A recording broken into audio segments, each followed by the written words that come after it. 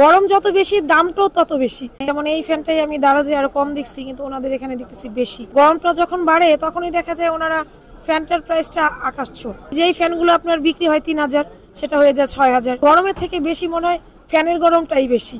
Fan কিনতে আসছি, এখন জিজ্ঞেস করলাম এখানে, যেমন এই ফ্যানটাই আমি দারাজে আরো কম দেখছি, কিন্তু ওনাদের এখানে দেখতেছি বেশি।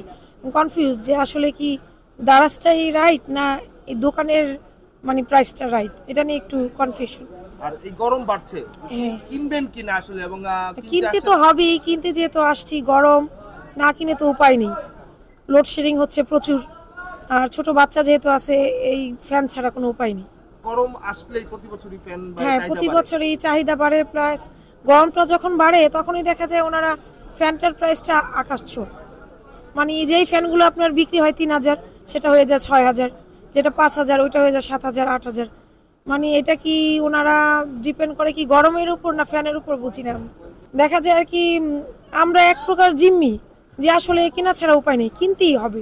এজন্য হয়তো একটু ৪টা দোকান ঘুরি, ঘুরে যাচাই বাছাই করি, দেখি একটু কম হয় কিনা, এটা ভাবি। আসলে দেখি যে সব দোকানে সেম প্রাইসগুলোই থাকে, কিছু ১৯ আর ২০, এটাই দাম নিয়ে আমার মনে হয় যে প্রাইসটা বেশি বেশি হয়েছে। একটু যদি কম হতো তাহলে একটু ভালো হতো।